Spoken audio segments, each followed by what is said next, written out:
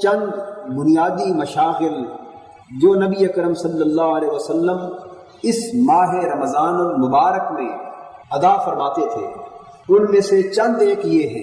پہلا معمول صیام رمضان کا ہے، دوسرا معمول نبی اکرم صلی اللہ علیہ وسلم کا قیام رمضان ہے جس کو ہم نماز تراویح کہتے ہیں، تیسرا معمول نبی اکرم صلی اللہ علیہ وسلم کا ختم قرآن ہے، چوتھا معمول نبی اکرم صلی اللہ علیہ وسلم کا رمضان المبارک میں شب بیداری کا مشغلہ ہے، پانچواں معمول نبی اکرم صلی اللہ علیہ وسلم کا رمضان المبارک میں اعتکاف کا تھا، چھٹا معمول نبی اکرم صلی اللہ علیہ وسلم کا رمضان المبارک میں نماز تہجد کو باقی 11 مہینوں کی طرح ہی قائم رکھنے کا تھا، ساتواں معمول نبی اکرم صلی اللہ علیہ وسلم کا رمضان المبارک میں بڑی کثرت کے ساتھ عبادت، ریاضت اور غور و فکر اور مراقبہ کرنے کا تھا، اور آٹھواں معمول رمضان المبارک میں بڑی کثرت کے ساتھ صدقہ اور خیرات کرنے کا تھا۔ یہ وہ چند موٹے موٹے معمولات اور مشاغل نبوی ہیں جن کی روشنی میں ہم اس مقدس مہینے کو بہتر انداز کے ساتھ گزار سکتے ہیں۔ اللہ رب العزت کا سب سے پہلا حکم رمضان المبارک کے سلسلے میں فرض روزے رکھنے کا ہے، اس میں استثناء نہ کسی مرد کا ہے اور نہ کسی عورت کا۔ نبی اکرم صلی اللہ علیہ وسلم نے اپنی پوری حیات طیبہ میں حضر کی حالت میں کبھی رمضان کا روزہ قضا نہیں کیا۔ نبی اکرم صلی اللہ علیہ وسلم جب کبھی سفر کی حالت میں ہوتے تو کبھی روزہ رکھ لیتے اور کبھی افطار فرما دیتے تھے۔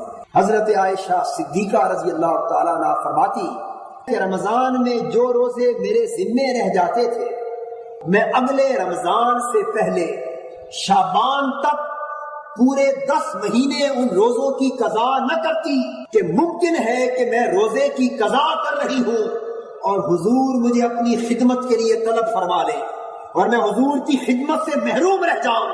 حضور کی خدمت سے محروم نہ رہنے کے خیال سے 10 مہینے روزوں کی قضا کو طویل کرتی چلی جاتی۔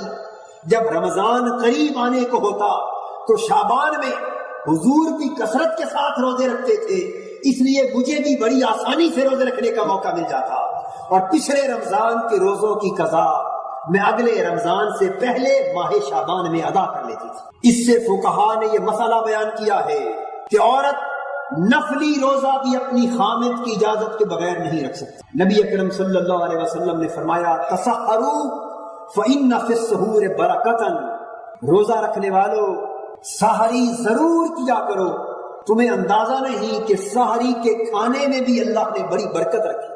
سحری کا کھانا بذات خود بڑی روحانیت اور بڑی برکت کا حامل۔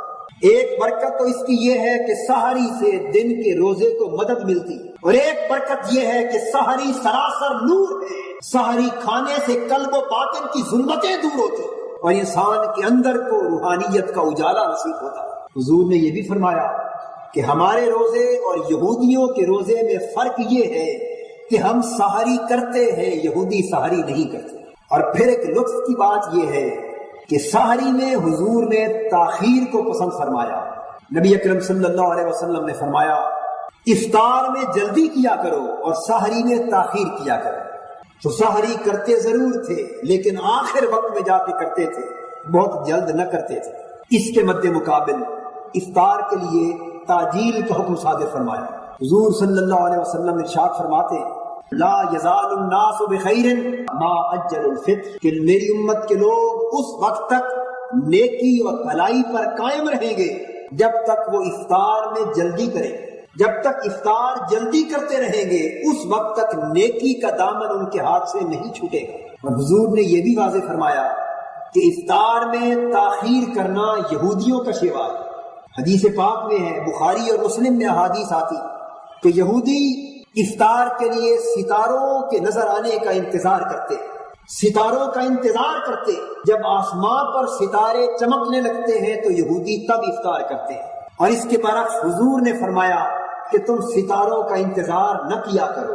جب مغرب میں حضور اشارہ فرما رہے ہیں، حضور کا ایک ہاتھ مغرب کی سمت میں تھا، ایک ہاتھ مشرق کی سمت میں تھا۔ میرے آقا فرما رہے تھے جب اس سمت سورج ڈوب جائے اور اس سمت رات کی تاریکی شروع ہونے لگے تو تم روزہ افطار کر لیا کرو.